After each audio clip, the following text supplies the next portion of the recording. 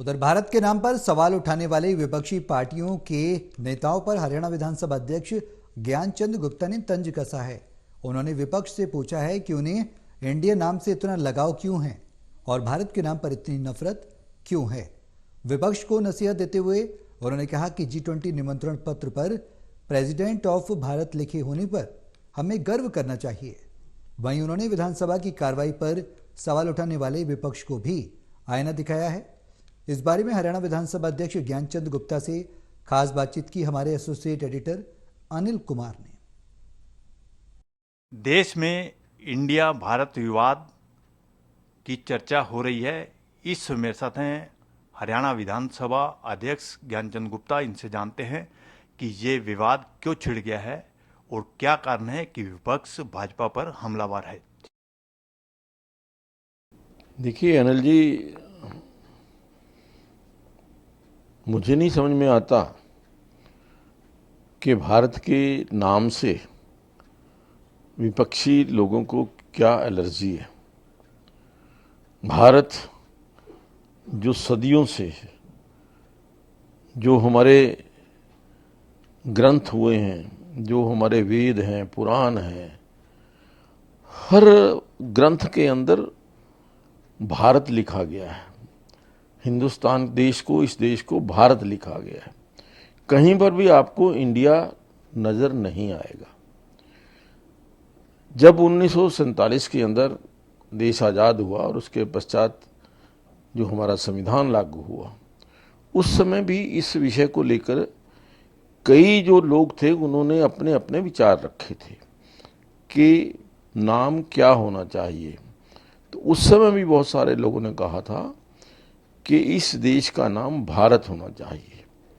फिर आपसी सहमति के बाद भारत यानी इंडिया ये लिखने का आई। लेकिन मुझे नहीं समझ में आता कि इंडिया से क्या लगाव है और भारत से क्यों ऐसी नफरत है। भारत से नफरत करने वाले लोग जो हमारी पुरानी संस्कृति है, पुरानी सभ्यता है, पुराने संस्कार हैं, मुझे लगता है कि शायद वो उससे नफरत करते हैं।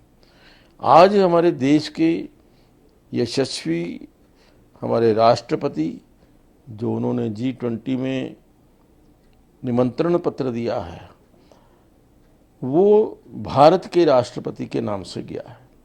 और मैं समझता हूँ कि हमें इस बात पर गर्व होना चाहिए, गौरव होना चाहिए कि हम सब ये जो भारत की कल्पना, एक विकसित भारत की कल्पना जो आदरणीय नरेंद्र मोदी जी ने की है, और हम जो है पुराने अपने इतिहास को दोहराते हुए यदि हमें भारतवर्ष कहना पड़े तो कोई किसी को आपत्ति नहीं होनी चाहिए। गुप्ता जी, जो भारत पर विपक्ष सवाल उठा रहा है, अभी आपने कहा है उनको ये सवाल नहीं उठाना चाहिए बल्कि उनको गर्व होना चाहिए। क्या अब ये जो मामला है संसद में भी लाया जाएगा और आगे जो है भाजपा चुनाव के लिए कितनी तैयार है? ये देखिए, जहाँ तक संसद का विषय है ये मेरा विषय नहीं है, लेकिन जहाँ तक चुनाव की दृष्टि से भारतीय जनता पार्टी का नेतृत्व पूरी तरह से तैयार है। जिस प्रकार से हमारे आदरणीय प्रधानमंत्री श्री नरेंद्र मोदी जी, आदरणीय अमित शाह जी, आदरणीय JP नड्डा जी जिस प्रकार से देश के कोने कोने में जा कर के रैलियां कर रहे हैं, प्रदर्शन कर रहे हैं, मार्च कर रहे हैं, और मैं समझता हूं कि ये आने वाले चुनाव की तैयारी है।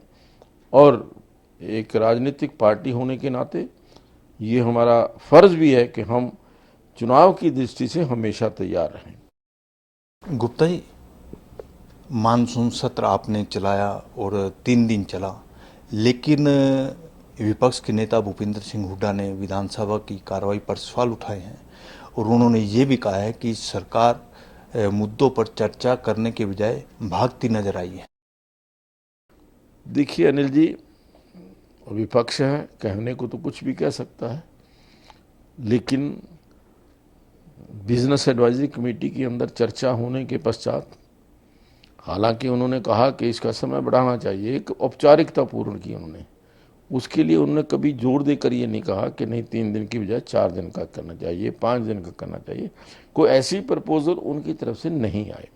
लेकिन फिर भी मैं आपको कहना चाहूँगा कि ये जो 3 दिन का सत्र था, इसका जो कार्य पीरियड था, जो 3 दिन के अंदर काम हुआ, पहले लगभग 15 घंटे होता था, अब की बार 19.5 घंटे 3 दिनों के अंदर कार्य हुआ। जो बैठक की अवधि है, पहले 4 घंटे होती थी, अब 6 घंटे कर दी। और उसके अलावा भी हमने तो रात के 7:45-8 बजे तक सदन की कार्रवाई को चलाया है। और दूसरा कि इस बात का मुझे फक्र है कि कोई भी विधायक ऐसा नहीं रहा जिसको बोलने का अवसर ना दिया गया। तो इसलिए ये कहना कि चर्चा से बचते हैं, सरकार का और विपक्ष का कुछ अपना मत हो सकता है, लेकिन जहाँ तक विधानसभा के सदन को चलाने की बात है, मैं समझता हूँ कि मैंने प्रयास किया है कि सत्ता पक्ष और विपक्ष जो है वो दोनों को एक सही जो है वो लेवल दिया जाए। ये थे मेरे साथ हरियाणा विधानसभा अध्यक्ष ज्ञानचंद गुप्ता। इन्होंने कहा है कि भारत शब्द पर हम सबको गर्व होना चाहिए। वहीं इन्होंने भारत इंडिया पर विवाद छेड़ने वालों पर भी तंज कसा है। Anil Kumar, total news, Chandigarh.